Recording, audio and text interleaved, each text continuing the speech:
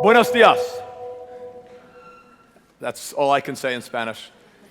But it is really a pleasure to be back here in Madrid. We did notice a few people in the back were sleeping, so I decided we would start from this side as we go forward. But it is great to be back here in Madrid. And I come from the US asking for no political favors. I also am asking for no dirt on any of the other candidates in the coming race. But I am here with you to really celebrate 10 wonderful years with Ceres.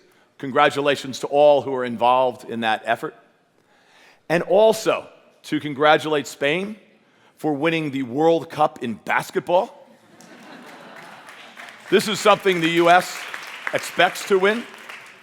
Also for Repsol's Marc Mores for winning the World Cup in motorbiking, as well as to the companies honored last evening for their work in Alzheimer's prevention, for their work on people who have gone through big surgery with fashion products for post-mastectomies, for those who are fighting on gender-based violence, and also for those like Ford who are bringing people with special abilities into the workforce. These are great ways that business can truly step up to be a force for good in the world. We celebrate at CECP 20 years, so 10 more years than Ceres, but we did notice that you have a higher proportion of the GDP involved here at Ceres. I'll talk a bit about that. But it was 20 years ago, back last century, when CECP was founded by leaders from areas like from the US government, from business, from the capital markets, and even from entertainment. How many people here know of Paul Newman? The actor? Okay, this is good, because otherwise a lot of this doesn't go so well. And it was really Paul Newman who started CECP's belief, which continues to be our founding belief, that the world's leading corporations, as we've heard from today, can and should be a force for good in society. That was our mission to start with, and it continues to be our focus today. Overall, now in CECP, we have some 230 companies that are part of our organization. They represent over 6 trillion euros in annual turnover, making this the third largest economic unit in the world. Now, all of our countries do not always work together, but the two bigger ones, China, as we're seeing in Hong Kong, and the US, as I can assure you, the states don't always work together either. But there is an opportunity, as we heard, for greater collaboration among these companies, and both in the US and around the globe. One of the proudest things that we have done since I've been part of CCP is formed our global, in here group. Our purpose with this group is very much to empower these companies to drive long-term business success through positive social impact. This is important. This is not about doing well so I can do good. It is really about doing good so I can do well. Important change, but we believe the business of the future are going to first have to be doing good in society to earn their way such that they can also be profitable as well. So we're very proud of that. We're also very proud to have formed the Global Exchange with like-minded organizations across the world. 17 partners representing over half the world's population. It helps when China and India are involved. And 2/3 of the world's GDP. While there are many organizations there across the world that we work with and are delighted to do so, there is none that probably as aligned with what we do at CECP than the group here at Ceres. As I listened last night to Anna and Paco and Juan Arena talk about the area, the focus of business, it sounded just like one of the meetings we had in the US, except with a better accent. Certainly, it is great to see this collaborative view and the way that these organizations can partner and work together, not only now, but in the future. Now, one of the things we like to do at CCP, and as part of the Global Exchange, is to see how the world views business. And how many here are familiar with the Edelman Trust Barometer? Is there any? A few I talked to earlier. Okay, so Richard Edelman, we'll see this is on our board of directors at CCP, the largest private public relations firm in the world. And each year, they survey 30,000 citizens around the globe to get their perspective on trust.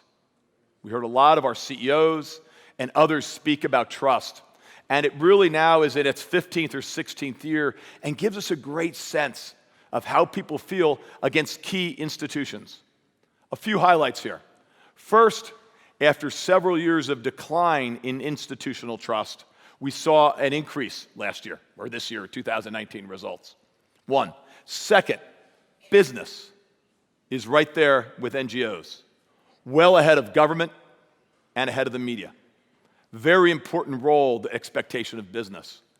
Also, the informed public, trust among the informed public, which is all of you, is substantially higher than that of the general population. We've heard about that of the less or underserved. That's a group who still is not that trusting of today's institutions. So it's a real opportunity for business and leaders to move forward. Now, one of the charts from the Telefonica presentation was about this notion that business and citizens expect that businesses can make a profit and be a positive source in the world. I'm going to show another chart here. Where do you think Spain would be on that chart? Do you think the citizens here would be more likely to believe business could do both?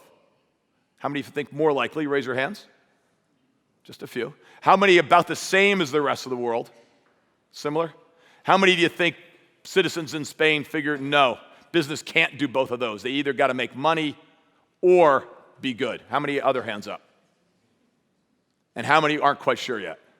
For the okay. Well, interesting to see, around the world, 3/4 of citizens around the world believe business can do well and make a profit. Let's take a look. There. And Spain is among the leading countries on that. In fact, it's second within Europe, just behind Italy. But these are 3 out of 4 people agreeing on a similar topic.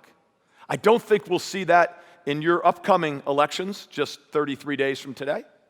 Nor will we see that, I'm sure, in U.S. elections 13 months from now. So Spain kind of in the lead from that perspective, ahead of the U.S., ahead of the global average as well. Second question is, one of the things we're seeing is an increasing amount of trust that employees have in their employer. In fact, the second number source for news of employees on a global basis is their employer. The only one higher than that, which is kind of scary, is their friends. Right? So that's where people are getting news from today. Scary thoughts in this kind of a world. Within that, where do we think trust is among Spanish employees of their employers? Again, how many people think trust is higher than the world average? Oh, all right. How many think it's about the same?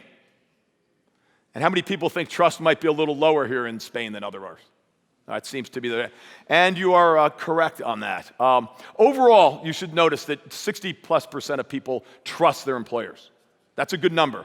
But Spain is a bit on the low side. It's kind of like with Russia and France. So could well be an opportunity for others as we move forward and go on with that. So it's a good start, but perhaps there's room to do even better with your own employee bases as we move forward.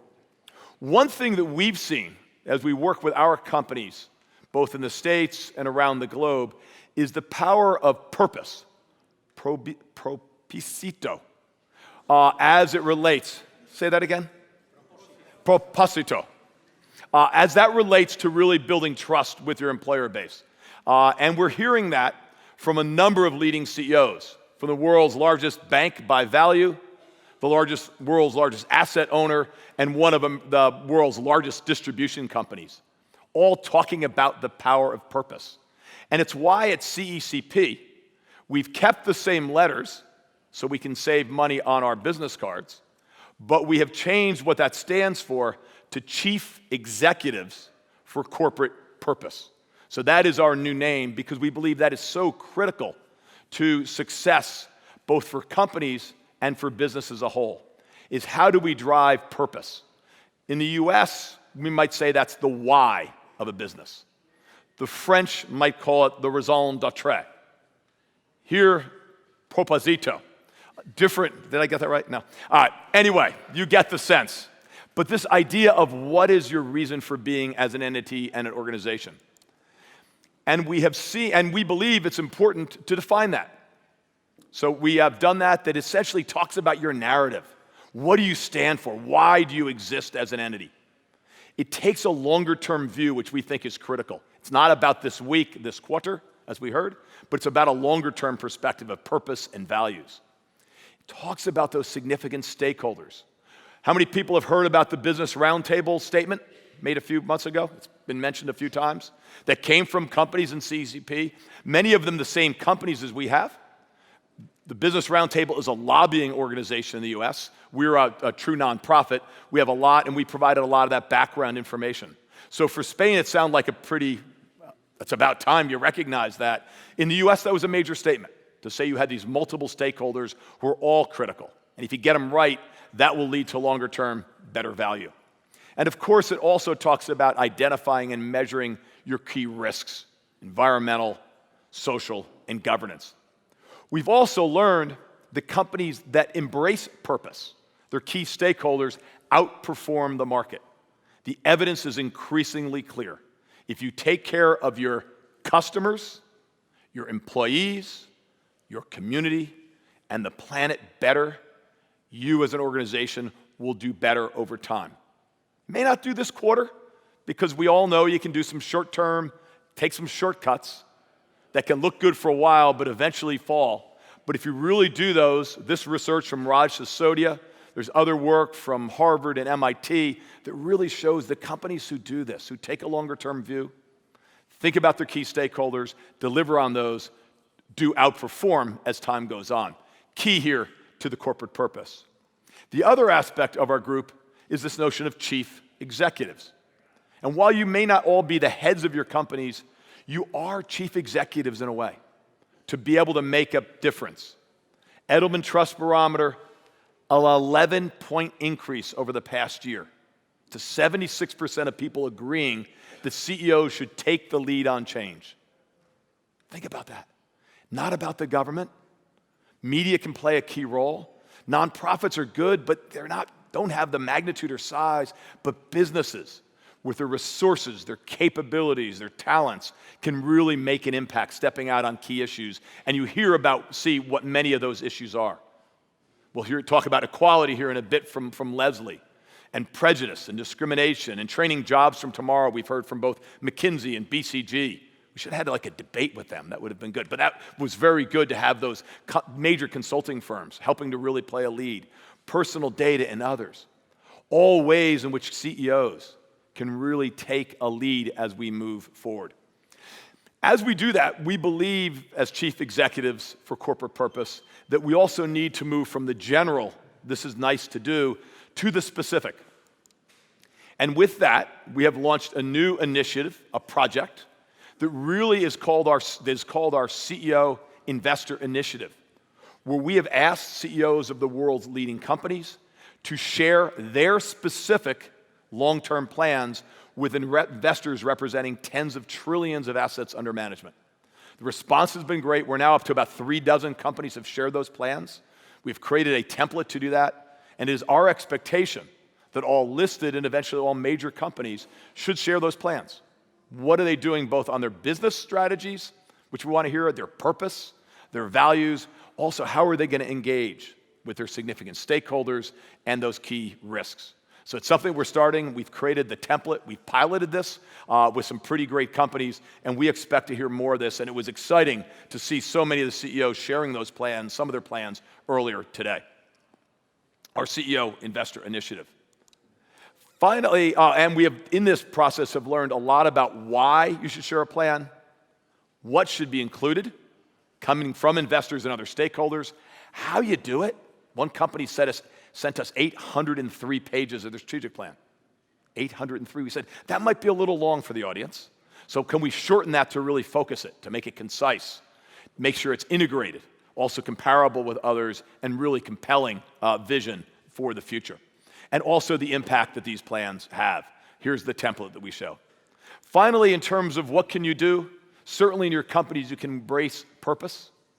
You can also connect ever more so with Lucila and Anna and the team at Ceres, as we hope companies will do around the globe. You can integrate purpose into all of your strategies, and you can follow the magic words of Paul Newman, who when CCP was founded was asked, what, Paul, can companies really do to make the world better? He looked up with those big blue eyes and he said, they can do more. Más, do more. Thank you. Gracias.